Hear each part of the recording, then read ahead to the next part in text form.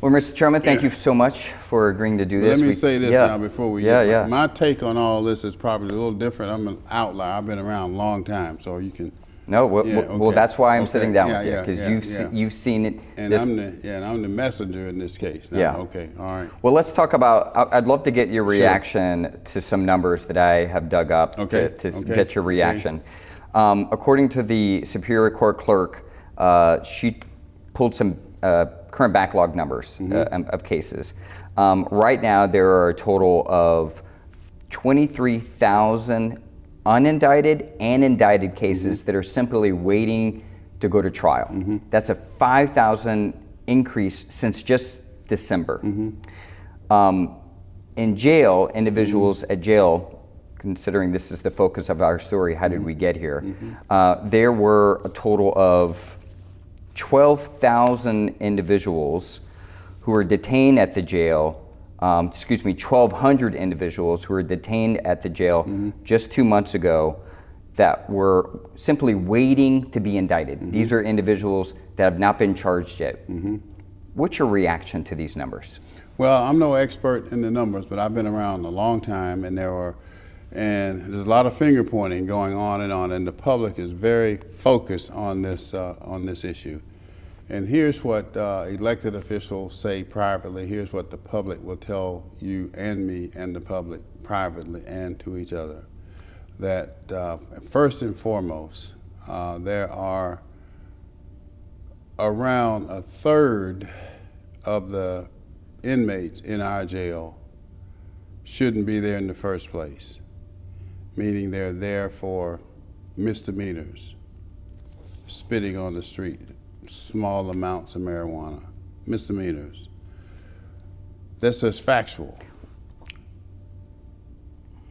The criminal justice people, the DA, the solicitor, the judges will say that, well, their latest arrest may just be a misdemeanor, but behind the misdemeanors, they've committed other crimes.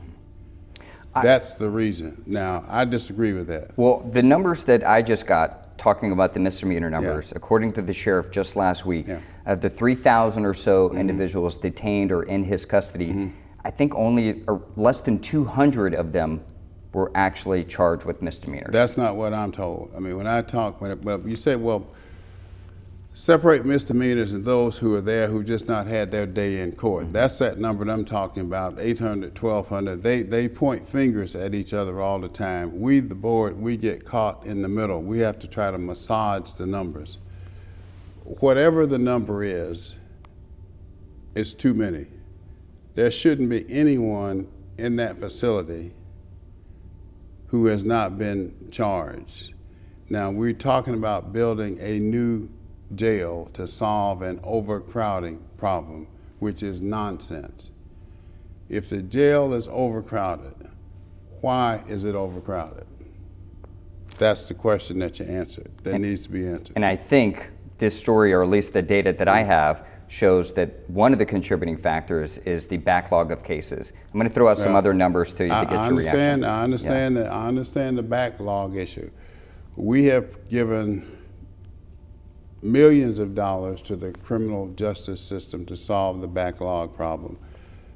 Pre-COVID and during COVID, and we've done a good job with that money in reducing the number of cases, done a magnificent job. But crime is alive and well. The problem still is, with the justice system, it's not the conditions in the jail. The reason for the jail being overcrowded, if we're honest, is that those who are responsible for processing those in jail through the system are not doing their jobs. Are you talking about the DA and the judges? I'm talking about the DA, I'm talking about the solicitor, and I'm talking about the judges. And I'm the messenger here. I'm friends with all of them, but you've asked me a direct question, and I told you I was going to be very direct. I'm not saying anything to you that I haven't said to them, and I have not said publicly. The DA needs to indict. She has her priorities. We don't control what the DA does. We don't interfere with what she does, but it's just a fact.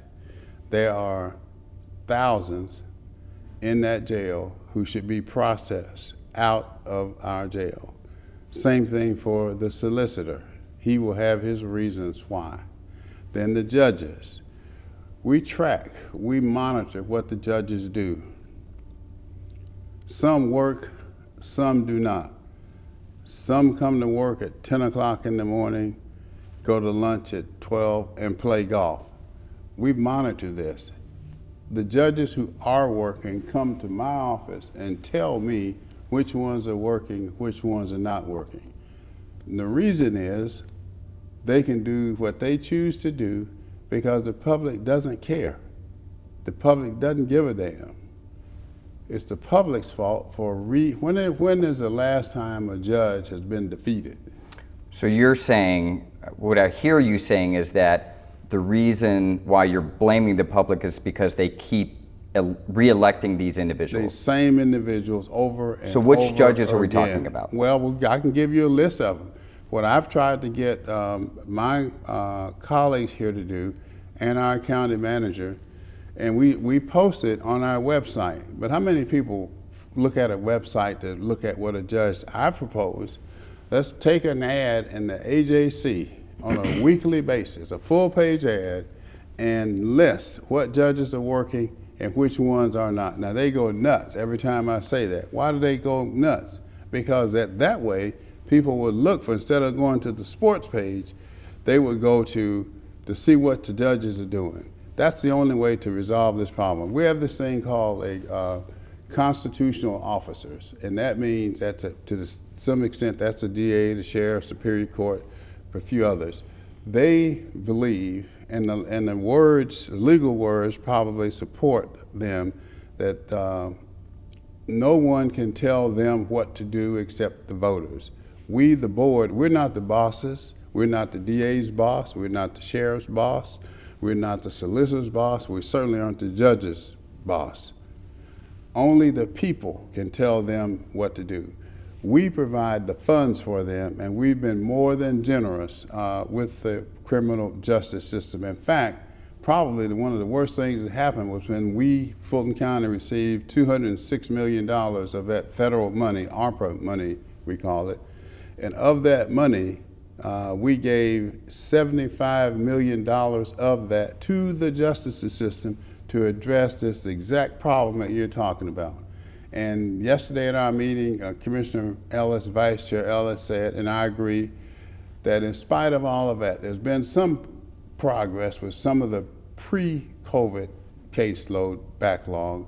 But if you measure what they've done, there has been no measurable increase in them doing their job. So we have a major problem, and the only group that can solve that problem are the voters of Fulton County, period. So you're saying that despite giving the judiciary, the criminal justice system, $75 million extra over and above what we that the problem has actually gotten worse? Well, they've done a little better from the point of view of the total number of backlog cases that there were pre-COVID and since COVID. But I'm talking about now, if you look at what's happening in that jail, they're there. And again, you have to ask the question, why? Why is the jail overcrowded?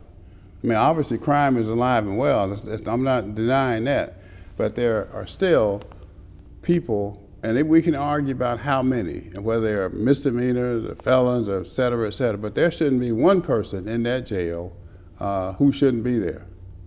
And and some will blame the Atlanta Police Department and other police departments, but primarily the Atlanta Police Department for arresting people and not taking them to the diversion centers, and the issue of quotas. All of these things, it's always this finger pointing. While we're finger pointing, those of us who are elected, you still have individuals. If it's one, that's too many.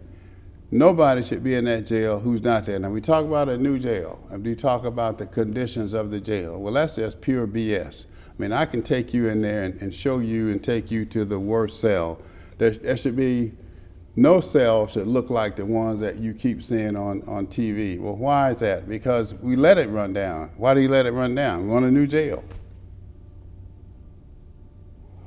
I can take you to the federal penitentiary over here on McDonough Boulevard, and I'm very familiar with that because my uncle used to be the deputy warden. What it looked like then and what it looks like today. I mean, it looks like a hospital in there where the inmates did the work. They take pride in it. So I'm just, I get frustrated talking about this because we keep talking about it, and until the voters get up in arms about this, and I think this story should go a long ways in terms of educating the public about what the problem is. A brand new jail is not going to solve the problem if you don't have good management in that jail. I'm going to throw out some other numbers that I'd like to get your reaction to. As of last week, there were 19 people who have been in the jail waiting 5 years or longer for their trial, 142 individuals waiting 3 years or more, and 690 people who have been waiting there at least a year.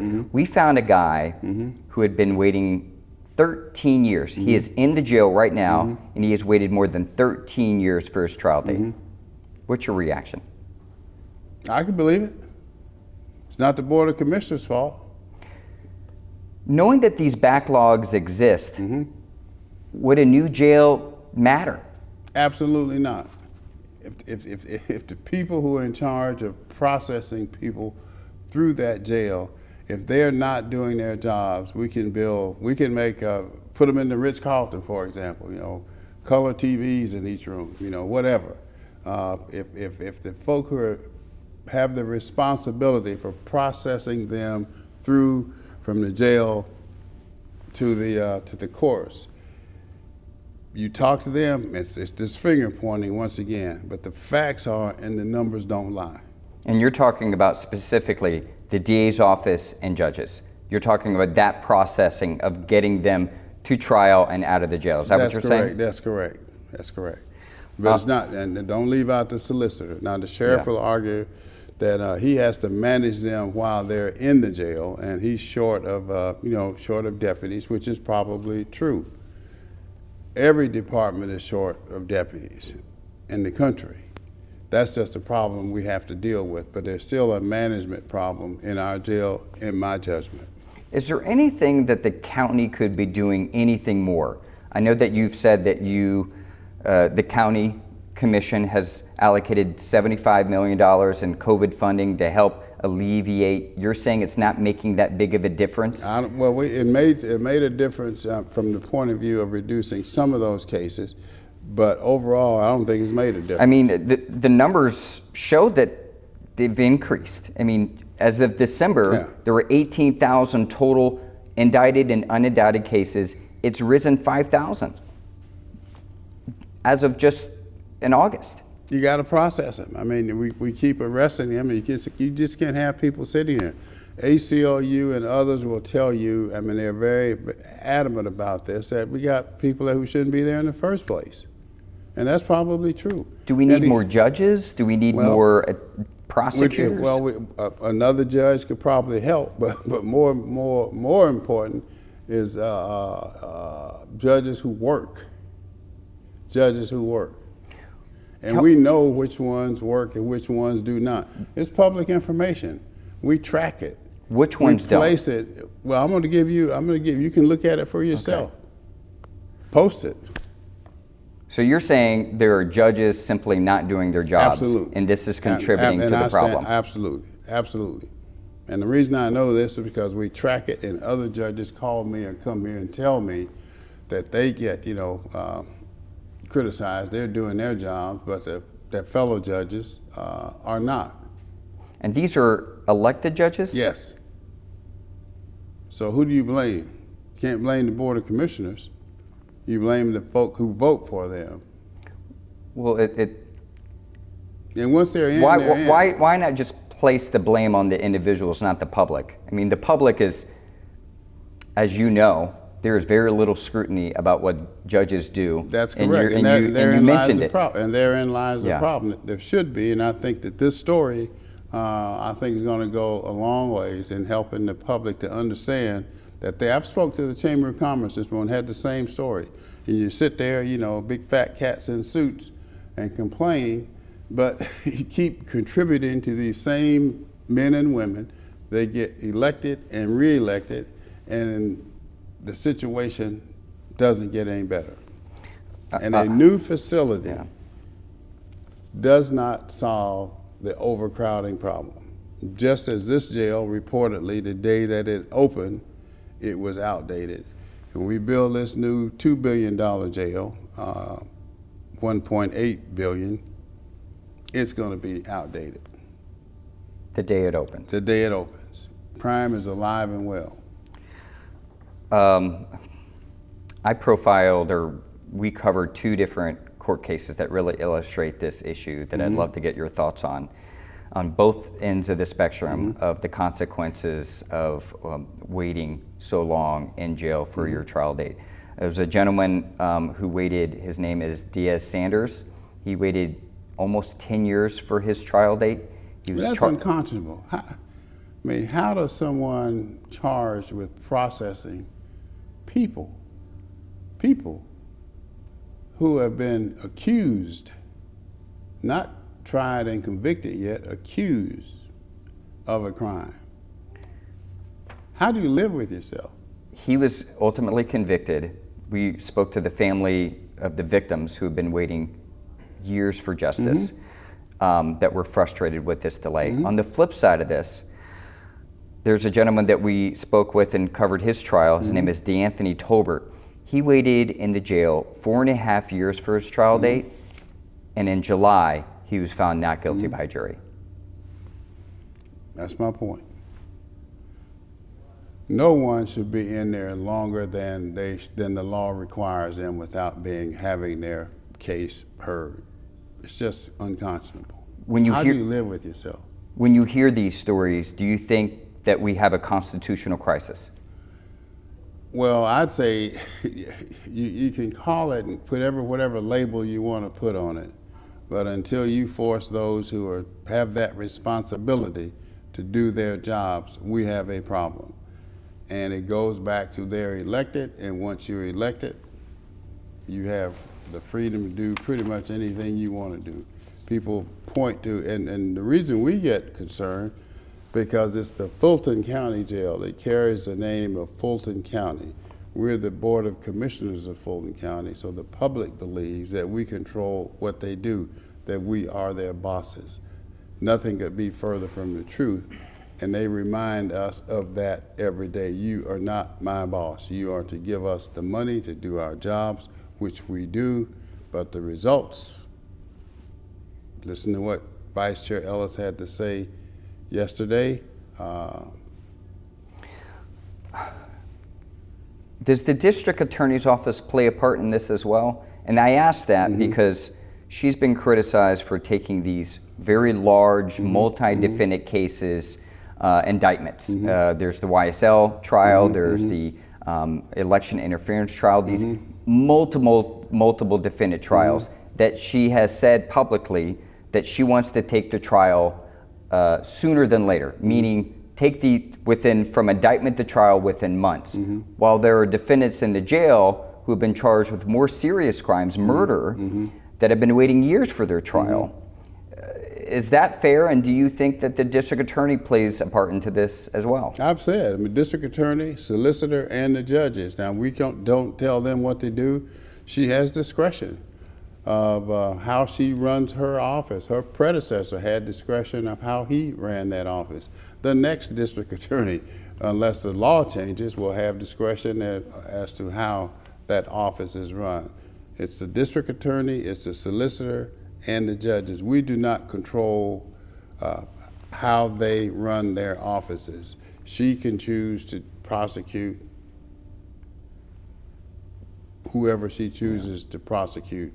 I may have a different opinion, and they're talking about this as the state now as to, well, we can't. It always comes back to they are elected and they can run their offices as they see fit, and that's what they do.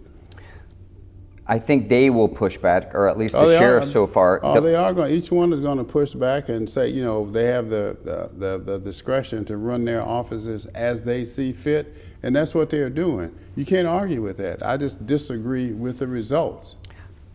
They'll not only say that, I believe, but what at least the sheriff has told me so far is that they'll say this problem existed before I was elected. Same thing with the DA, same thing with the judges, that there was a backlog before they were elected and currently. So is it their fault now, or is it years of it coming to a head? And the pandemic sort of exposed the problem that already existed in a way that I'd never seen before. The buck stops with the person who's in the position now. When you run for these positions, you make promises, you should know what the conditions are. You can't blame everything on your predecessor. You have to deal, what's that Kenny Rogers song, got to deal, play the hand you're dealt, and stop complaining. It's just like when they get in office one day and then 2 weeks later they want a salary increase. Well, you know what the salary was before you ran. We're the largest county in the state. I should be paid more than my counterparts in counties with smaller populations. You know what your job is, at least you should know before you run. The voters vote for people because they go to the same, they worship together. The kids go to school together. The kids play soccer together. They were fraternity brothers. They were sorority sisters. The voters are at fault in all of this, from my perspective, for electing and re-electing the same people. If you get these same results, it's your fault. And I have to get back to that. I mean, that might be a hard pill to swallow for viewers and the public, thinking, well, we expect you to do better. Don't blame us for simply trusting you to do the job. Not the Board of Commissioners. We're talking about now the DA, solicitor, and the judges. We don't run the jail. We don't indict people. We don't charge people. None of that. We're trying to solve a problem by providing the resources, which we have been very generous with. Is there anything and that's that we get, again, yeah.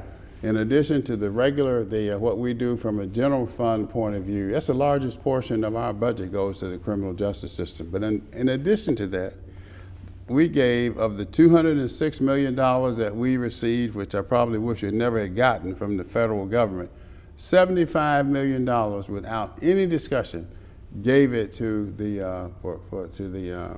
those in charge of what we refer to as our criminal justice partners to address this problem. There were some successes, but your numbers indicate, ours numbers indicate, there is a problem. And if there's one person in that jail who should not be there, that's one too many. If you're the loved one, and I've had people, in fact, I may have one still in our jail, so I know from what I'm talking about. If money isn't fixing the problem, what needs to be done? Different people in the offices. Goes back to the electorate. The people vote for these people in these positions, and they have different priorities. I mean, the circumstances change. I mean, I don't know how I would have handled the Trump situation, the YSL situation. I probably would have been a little more favorable to getting rid of those who've been sitting there forever. And that's the problem you have to deal with. And I'm sure that the DA wrestled with this. I mean, if we could double her staff, maybe that would help. Has she asked for that? Not double, but we've given her that extra $75 million. Sheriff wants a new jail. I don't think a new jail solves the problem. And I can't have to say this. Right across the street, spitting distance from here, is what's called the ACDC, Atlanta City Detention Center, commonly known as a city jail. 1,300 beds. Before we entered into this agreement with the jail, they were using probably 25 of those beds a night. 1,300 beds. Our agreement with them now, after a fight, they allow us, the city of Atlanta allows us to use up to 700 of those beds. We pay for it and we have to staff it. I've offered to buy that jail. The council, they want to tear it down and build a diversion center. It would be a travesty to tear down a perfectly usable facility right across the street from where we are conducting this interview when we need those beds now.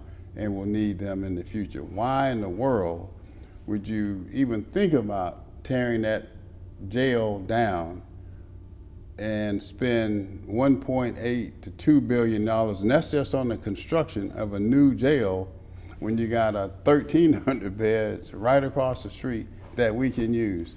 Sell the damn jail to us now, and we wouldn't need to build a new jail. Renovate Rice Street, which we can do. Stop showing the worst cells in that jail to the public. So the public, and this guy who died with a bug infestation, how in the world can you have deputies who are supposed to be monitoring the inmates, if you just got one deputy monitoring these cells hourly, daily, can that happen for weeks at a time? And someone would not look in a cell and see what's going on. To me, that's management. And we've paid dearly for it, and there's more coming. You don't have any control over the criminal justice system, what the DA's office does, what the judges do. We don't have control, but we provide the funds. So you manage the purse strings. That's correct, and we've been very generous. And I guess what I'm getting at is like, have you been appropriating funds inappropriately where they're asking you for money, you give it to them, and it's still not working? Like, when do you get to the point where you say, we keep giving you money, but the results aren't changing? That's what was said at the meeting yesterday, loudly and clearly by Vice Chair Ellis. We provided the funds. What are the results? We've been more than generous with the funds. And in fact, in some cases, we will provide funds for purpose A, but they're spent on purpose B. And the What's an example? What do you mean, A and what's the A and what's the B? I mean, well, let's say one of these sheriff comes to us and say he wants money for more officers. We give it to him. Well, he may use it for some other purpose that he feels has more of a pressing need. And the reason for this goes back to when we talk about a constitutional officer. They believe that once we give them money, they have the freedom to spend that money as they see fit to do their jobs. And the law probably, I don't agree with the law, the words probably support their position. But I just philosophically do not believe that the sheriff or the DA can spend the money that we appropriate any way that they see fit. I think that money needs to be spent based upon the reasons that we appropriate the money to them in the first place, based upon when they come before us and request money for a specific purpose, and we grant it, that's what it should be used for. So the conversations that you're having with the judges, with the DA's office, with the sheriff, what are they telling you is the contributing factors to this backlog and the issue that ultimately lands at the jail? Like, what are they telling you is the issue and the resources they need? Well, they say they're working hard, which is not true, not for all of them. Some are. Some take their jobs very seriously and work very hard. Others do not. And the answer to this problem is not a new facility. I have to get back to that. And it's also releasing those who shouldn't be in our jail in the first place. They know who they are. So you don't want a new jail, and you're advocating not to build a new jail? I don't think we need a new jail. Okay. I think we can renovate what we have in the first place. If we release those who shouldn't be there in the first place, and we purchase the Atlanta City Jail, we have the Union City Jail, which could and should have been renovated. We spent money renovating the jail in Alpharetta. It has, I think, 50 plus beds up there. How many people do you think are in that jail? 2 or 3 a night? Misdemeanor stuff. So let's say the city never sells the jail, never rents out or leases it out, and the jail conditions remain the same. Well, the conditions, I mean, we're constantly renovating that jail. Mm-hmm. But you start with releasing those who shouldn't be there. And I'm no expert in this, but the numbers say, and those who are experts say, that there is about a third of them who could be released. That solves the overcrowding problem right there, if that's true. And when you say release, you mean either simply releasing them, free them, put them in diversion programs, or sending them to the prison after they're assuming. That's correct. And the other thing, the other thing we've not talked about is that there are any number of them who have mental health problems, and that's another problem. That's where the state has a role to play in this. We're all in agreement on this, that we're the largest mental health institution in the state of Georgia. The sheriff told me that too. Combined with all of and that's a problem where the state needs to do more with respect to mental health. We're doing our part with that. We're opening a new facility here that we're putting money in, and thanks to the state, that's really a joint venture between us and the state. But that's just a start. But there's any number of inmates, and it's probably true for all jails, they have either substance abuse problems or mental health problems who shouldn't be there because of that. So that's another group that could be released, but where do they go? Now we're going to make a small dent in that based upon our investment in the facility right down the road called Oak Hill, but the state needs to do more, and the governor and the Jan Jones, Representative Jan Jones, helped us this year, and so we're very grateful for that. But that's another part of the problem, those inmates who have mental health problems.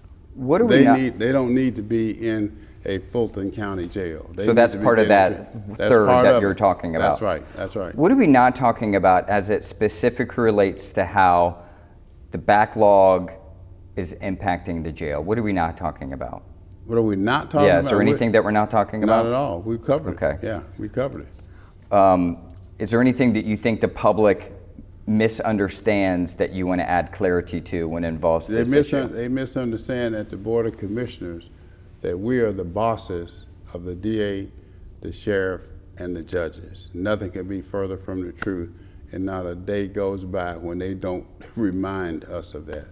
Our job is to provide them with the funds that they need, and which we do very generously. In fact, we appropriated again 75 million of the 206 million that we received in ARPA COVID funds from the federal government, specifically to the Justice Department. And according to my vice chair, who's done great research in this area, and nobody disagrees with his findings in terms of the number of unindicted. We may differ. We say, I've heard the DA say that's 800, we say 1,200. We argue about whether they're felons or misdemeanor charges, and whether or not if you're in there for a misdemeanor, there may be a felony charge behind the misdemeanor. The most recent charge may be a misdemeanor, so we're more concerned about the felony charge. All of that may be true, but my point is, if there's one person in there who shouldn't be in there, that's one too many. All right. Thank you, Chairman. All right, appreciate you. Anytime.